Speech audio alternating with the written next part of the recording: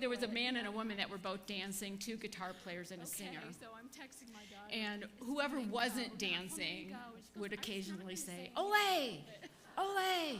You know, and I'd heard that word before, but I didn't really know what it meant, so back to Google. But anyway, we were What at does this ole flamenco mean? dance. And ole is an acknowledgement, way to go, or you're doing great, or something that we're experiencing. A lot of times in Spain it has to do with flamenco and bullfighting. But you know, the origin of the word ole comes from Arabic. It comes from the Andalusia region, and it means, originally meant, my God, my God. So we can use ole in place of amen. So if you hear something or experience something or see something that you think, oh, that's really good, my God, you can say ole. So, you know, anytime you can say ole. Pierre says this too. Love is an infinite force for good, a healing force. To understand it in its fullness requires unconventional perception, new ways of seeing and being. And just as love cannot be quantified, so it is with blessing. Their intangible nature makes them no less real. So that unconventional perception. The oles are usually things that we experience with our senses. But we're invited during this blessing practice, during this 5 weeks, to bless things in spite of maybe what we see and what we hear. And to recognize the divine everywhere. It's not easy. This is really not an easy thing to do. And why is that? Why is it so challenging for us to just bless people and look beyond their personalities?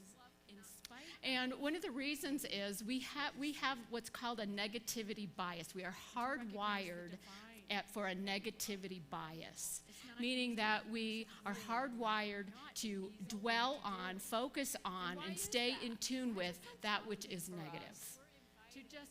You wouldn't think that we would like that, but we are hardwired to do that, and we do that often. The scientists say that the negativity is like we're Teflon. We're Velcro with the negativity, and positivity is like Teflon. It just kind of slides away. And so we have these neural pathways, and the more we focus on things that are negative, the easier it is to focus on things that are negative. And what happens when we are focused on things that are negative is that's what we're experiencing, negative things. But we can change this. The good news is we can change this. We can focus, intentionally set our mind to look for the good. Not easy because we're hardwired to not do that. But we can do it. And the more we practice it, the easier it becomes. And so that's why I hope during these weeks of this fall program that you are practicing this blessing, seeing beyond what you see with your eyes. Seeing more, seeing the good, seeing beyond the personalities, beyond the beliefs and viewpoints of people maybe we don't necessarily agree with. That's the challenge, to do that. It takes practice. It doesn't come automatic.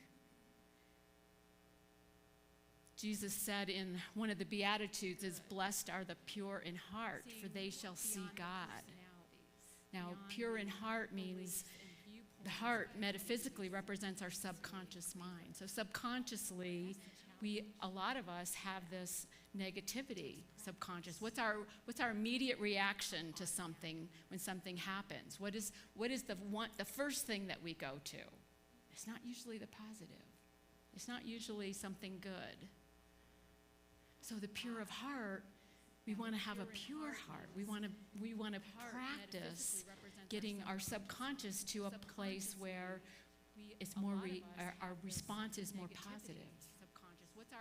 And what happens when we do that is we can see God. We see God. We see the presence of God everywhere. We experience the presence of God everywhere. The more we practice it, the more we see it. Not easy, but it can be done. And then we can build new neural pathways in our brain, and then it becomes easier and easier the more we do it. But it's hard, right? For this trip Kevin and I were on in Spain and Portugal, we were moving from place to place every 2 or 3 nights. And so I've shared before what kind of a packer I am. Not a real small packer. But this time, for the very first time, I bought packing cubes. Does anybody use packing cubes? Oh my God, it changed my packing experience.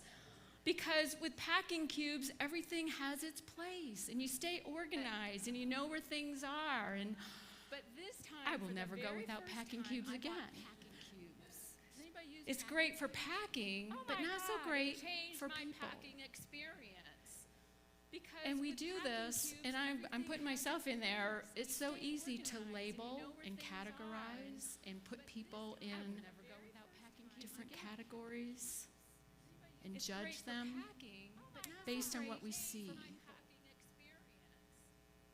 And we do this, and I'm putting myself in there. It's so easy. We were in Porto, and just before we got to Porto, Portugal, I was reading. We were following the Rick Steves books for this trip. It was the first time ever. It was really fun. Not to put anything against Rick Steves, it was great, but he had a caveat for Porto. It was kind of like, warning, red flag, beware. There's lots of pickpocketers in Porto. Be careful. And so what I did with that information was started judging and compartmentalizing and putting people in categories as I saw them as we were walking around Porto. And one night we were walking, it was dark, and I had my purse around my shoulder, and Kevin was on this side of me, and we were walking down the street, and I saw a guy standing against the wall smoking a cigarette, and he and I made eye contact. And we were walking, and all of a sudden, he starts coming like right at us, and I grabbed my purse, and I'm moving over closer to Kevin, and I thought, bless you. I was practicing blessings all the whole time I was on vacation. And he turned, and all of a sudden, he starts coming like right at us. And I grabbed my purse, and I'm moving over closer to Kevin. But why I'm sharing that with you is because the natural tendency, our natural reaction is to judge, to not look at the good, not see the good. It's really hard to do that. I'm not there yet. It takes a lot of practice. I have another quote by Pierre. Blessing is a way of opening up to life, especially this reality beyond what we see. As we bless our day upon awakening, we open ourselves to receiving all we need. This fundamental harmony behind the veil of material appearances comes into our life via a universal law of good, which delivers unto us precisely what we need to progress at this very moment of our existence in exactly the manner we need in order to go forward. Now, this veil, the veil of material appearances, think of a veil. You think a sheer fabric, right? You can see through it, but we're not seeing clearly. We're not seeing what's really there. We're only seeing through the veil, not beyond the veil. The veil of material appearances. I noticed this in myself, and what did I need in that moment when this guy was coming at us? It kind of woke me up. I realized what I was doing. I realized that I was reacting and judging and putting him in a category. Whether he was or not doesn't matter. And I'm not saying don't protect yourself when you're on vacation and be aware of what's going on. But it woke me up to what I had been doing in that moment, in that city, because of somebody's suggestion. It was in my subconscious mind. Protect, protect, protect. And I'm not saying don't protect instead of bless, be aware of what's going on.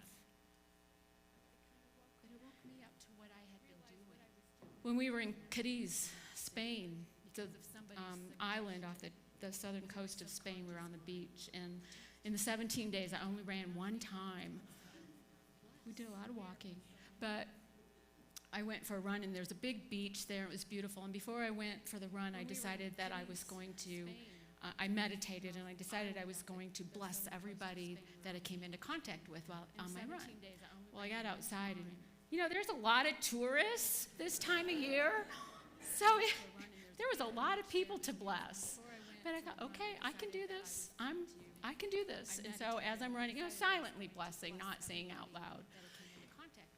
Every time I saw somebody, every time I saw someone, there was some kind of blessing. Every person on my path. If I saw someone who seemed sad, I would bless them in their joy.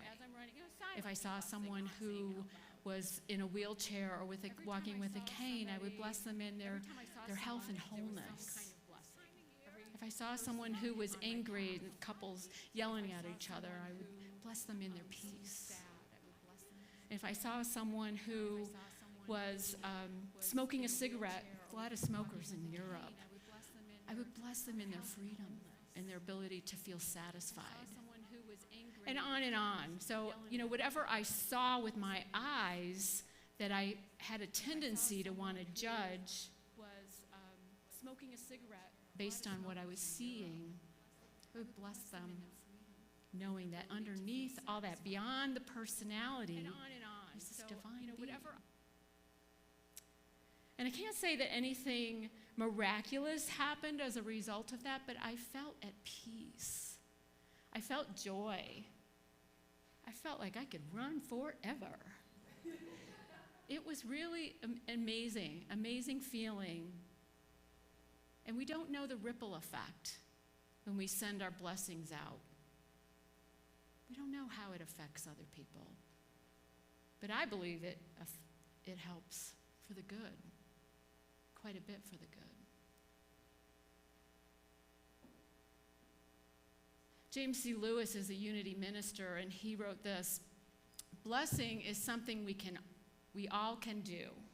We can open our minds and see ourselves, our lives, the world around us, and others in a new light. Instead of feeling sorry for someone, we can realize the potential of God in everyone. And that's what I was doing when I was blessing. And I would hold 17 days in Spain and Portugal to practice this. And when you travel, one of the reasons I love traveling is to experience different cultures and experience different people. And it can feel like sometimes when we're not doing that the world's so big, that there's so many cultures, there's so many different people, there's so many languages.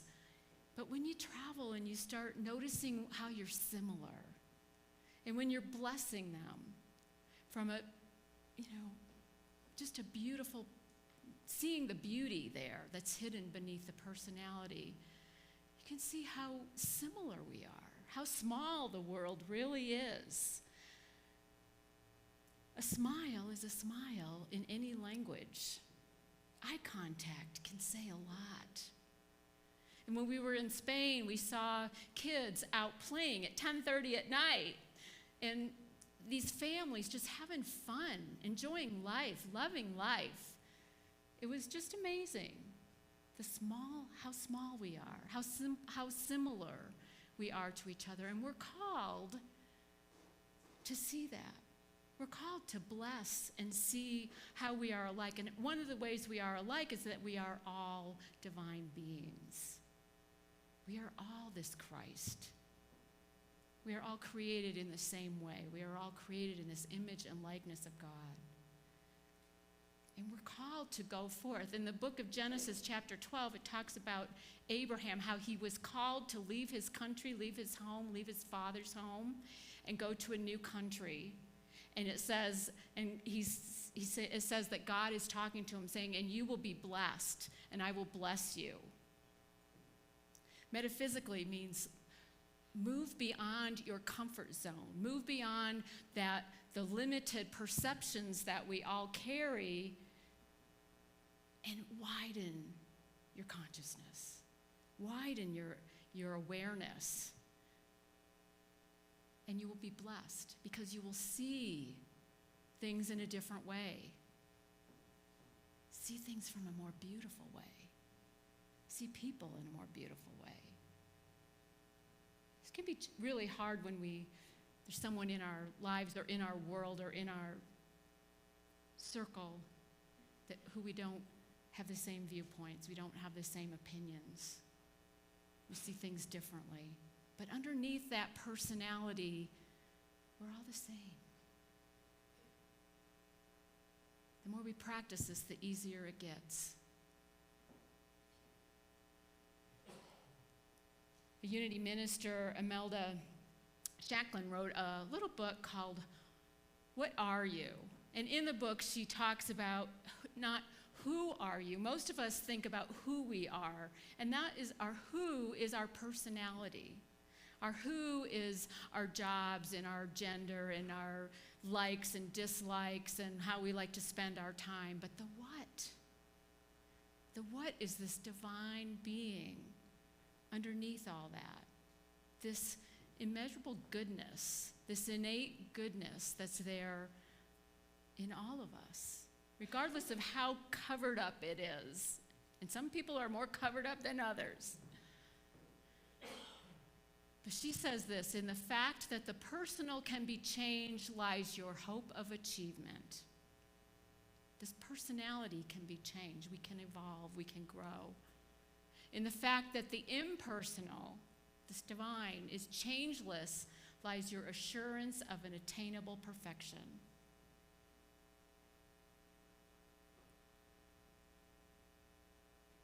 So what veil are you seeing through right now? What is the world mirroring back to you? Are you saying, "Ole" inside? Ole. Way to go. To everybody. You know, we all have challenges. But the invitation is like Abraham. Step away from your country. Expand your awareness, expand your consciousness, and come into a greater knowing of all the beauty that lies beneath the surface. And bless each other. Bless you. Namaste. Ole.